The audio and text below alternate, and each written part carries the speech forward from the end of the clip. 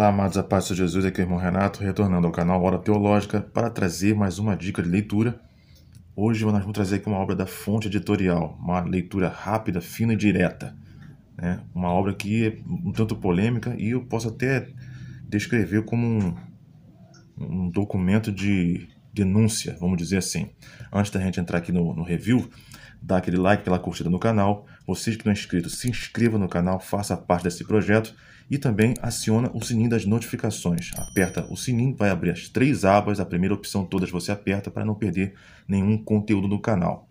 Vamos lá, vamos ser rapidinho com vocês aqui e a obra para apresentar para vocês é essa aqui, ó. Piedade Pervertida, um manifesto antifundamentalista em nome de uma teologia de transformação. Aqui, ó, editora Fonte Editorial, o autor é o Ricardo Quadros Gouveia.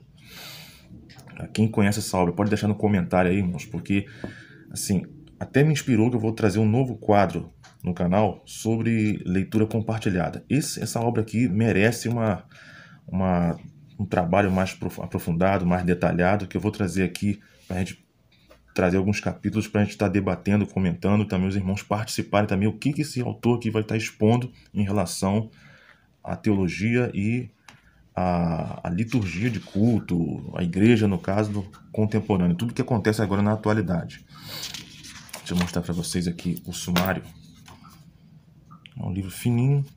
Aqui, deixa eu mostrar para vocês. Esse aqui é o autor, tá? Ricardo Quadros Gouveia, que é um autor reformado.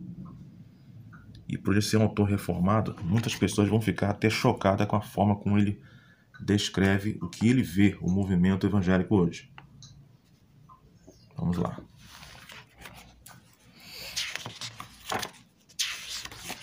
Vamos começar aqui, ó. Introdução: o esmorecimento do protestantismo brasileiro. Já começa assim. Deixa eu mostrar aqui mais o vídeo, a câmera para vocês. Aqui, ó. De protestantes a evangélicos. O abandono do princípio protestante. A medievalização das igrejas evangélicas. O fundamentalismo como fenômeno religioso, é a parte 2. Aí vemos aqui, ó, religiosidade fundamentalista, a atitude fundamentalista, as consequências do fundamentalismo. Parte 3, os 3 pilares do fundamentalismo: sectarismo, legalismo, dogmatismo. Isso aqui numa leitura compartilhada vai ser excelente para falar sobre isso, hein? 4, ser cristão hoje. 5, as igrejas. 6, os pastores. 7, a teologia. 8, um programa de ação. 9, tolerância em vez de intolerância. Aqui, ó. 10, diálogo em vez de sectarismo. 11, clareza em vez de obscurantismo. 12, espírito irônico em vez do espírito belicoso.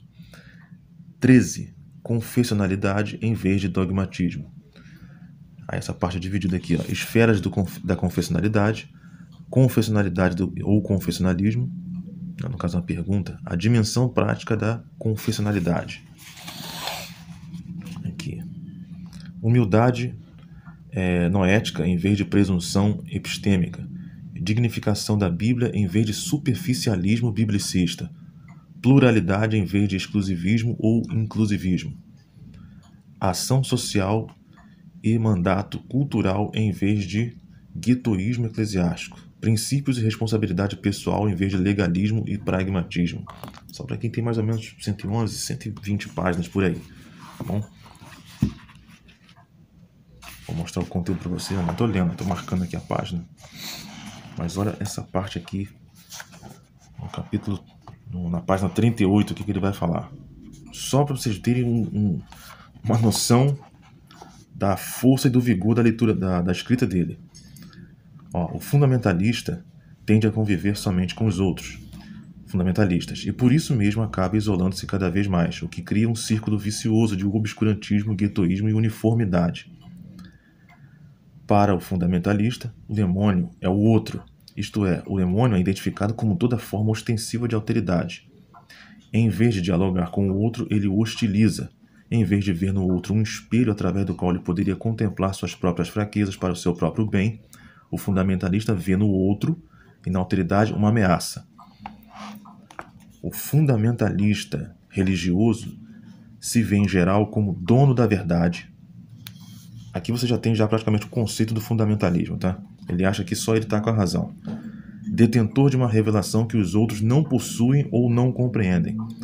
Ele não enxerga suas próprias limitações, sua humanidade, e se vê, portanto, como mais que humano, ou pelo menos como um ser humano mais privilegiado, selecionado por Deus para um conhecimento secreto ou para uma missão sagrada especial. Isso aqui está quase fazendo um paralelo com o pessoal da época do gnosticismo, né? Que tinha uma revelação, diziam ter uma revelação pessoal que nem os apóstolos tinham, né? Dono da verdade. O fundamentalismo praticamente aqui que ele vai dar um conceito. Quem se levanta contra uma verdade que ele acredita é visto como errado, como herege, Então, na verdade, a questão toda é, o fundamentalismo, ele acha que está sempre com a razão, que a sua teologia é correta, que as outras são todas seita religiosa, não há nenhum tipo de diálogo para tentar compreender as falhas do outro, ou aquilo que ele acha como falhas. Esse aqui é o primeiro ponto, tá? Vamos para a página 62, só para a gente finalizar essa parte aqui. Ele vai tratar aqui sobre algumas esferas da teologia, por exemplo, aqui o pentecostalismo, olha só. Os desvios do pentecostalismo clássico, com a licença do oxímoro, né, são de outra natureza. Nós aqui destacaremos apenas os dois mais importantes. Primeiro, o legalismo pentecostal, em que o evangelho da graça só sobra num emaranhado de regras de conduta. Então, tá falha de escrita aqui, né? O legalismo que tem levado os membros da igreja pentecostais aos manicômios, pastores pentecostais ao suicídio. Tem acontecido muito, tá, irmãos? O legalismo, esse cartesiano da piedade que pensa poder construir um povo genuinamente cristão por meio de imposições e controle dos costumes. É aquela questão que a gente via muito, né? Não pode isso, não pode aquilo, né? Cabelo, a questão de roupa, em questão de excesso, e muitas das vezes sem ter base bíblica, né? É só a questão da imposição. Doutrina, aí vem uma coisa que esse autor vai falar muito. Doutrina eclesiástica versus doutrina bíblica.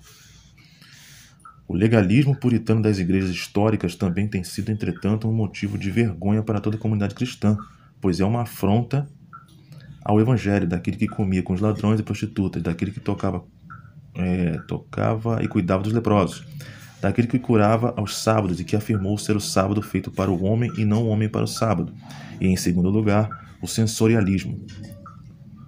Todos sabemos que há muitos pentecostais, presta atenção nisso aqui, não falo todos, tá? Muitos, que desviaram-se da genuína intimidade com Deus que se dá por meio da união mística com Cristo, da percepção da transcendência e da imanência divina e do engajamento na missão de Deus no mundo, e partiram para buscas loucas de experiências sensórias que lhes deem garantia da presença e da ação de Deus. Isso aqui é muito grave, hein?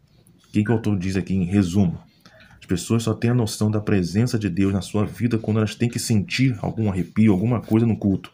Entendeu? Então isso aqui está bem longe de ser uma união verdadeira com Deus, e de sentir a presença de Deus é muito mais do que isso, porque isso aqui é uma questão esporádica, né? Não é sempre que a pessoa tem isso. Então a pessoa nesse conceito vai pensar o quê? A maioria das vezes vai estar sem a presença de Deus e só tem a noção de presença de Deus quando acontece isso. Isso aqui é muito interessante. Então, ó, isso aqui é só uma palhinha do que o autor mostra, tá?